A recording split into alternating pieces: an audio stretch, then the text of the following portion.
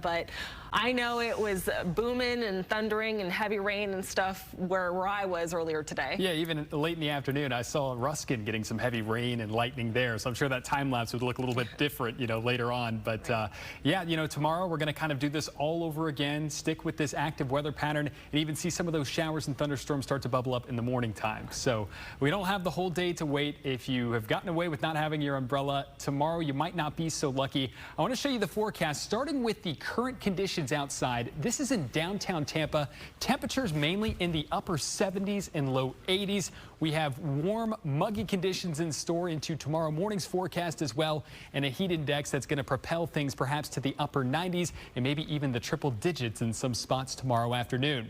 Now, a live look here from Sky Tower radar. Not a lot happening right now, just some spotty showers lingering around. We will completely clear things out by 1 a.m., and it's not until toward the middle to late morning hours that I think we'll be tracking some spotty showers and thunderstorms. 6 a.m. for reference, we are nice and dry. 9, 10 a.m.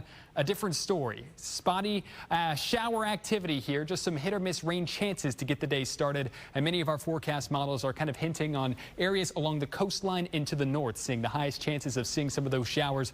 Otherwise, into the afternoon, heavier rain, perhaps some stronger storms, although severe weather is not exactly anticipated. And I think we're going to keep this up as we head into the 4, 5, and 6 o'clock time frame. But it's just your normal summer thunderstorms that we're so accustomed to. And I'm giving us all about a 60% chance of rain for tomorrow to put things in perspective before we completely dry things out heading into the late overnight time frame into very early Monday morning.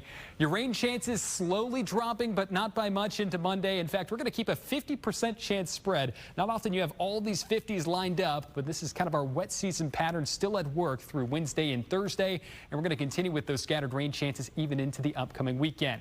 Now, as you just saw in satellite imagery, as we travel right around 2,000 miles to our south and east, we are now tracking Hurricane Beryl.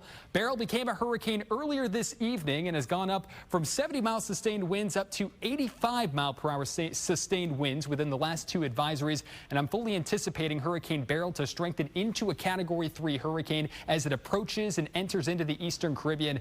That's why hurricane watches and warnings are in effect for the various countries impacted or that could potentially be impacted or affected within the Lesser Antilles. That'll be mainly into Monday and Tuesday before this system continues that track, likely into the central Caribbean and then the western Caribbean toward the Yucatan Peninsula, maintaining that Category 2 or Category 3 hurricane strength.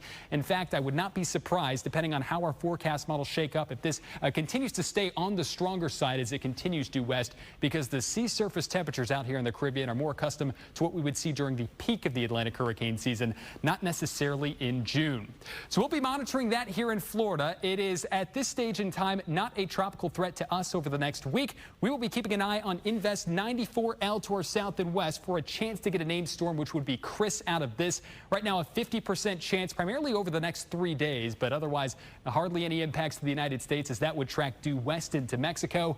And another tropical wave back behind Beryl now has a high chance of becoming our next named system. That would also potentially take the name Chris, as it kind of follows in the footsteps of Beryl, as you see here. As far as forecasting goes, there are a lot more questions than answers as to where that would go. Most of our models do bring that potentially toward the Lesser Antilles over the next 4 to 5 days, and that'll be something for us to monitor in the long run. Tonight, temperatures dip into the upper 70s and low 80s, kind of similar to where they are now. We will stick with partly cloudy conditions and really muggy conditions over the next few days of your forecast, with high temperatures tomorrow as warm as 92 degrees and your 7-day forecast bumping up the heat to as warm as 94 degrees as we get toward the end of that 7-day. 94 for your 4th of July plans as well, so it's looking like a humid one for those evening plans, Kevin.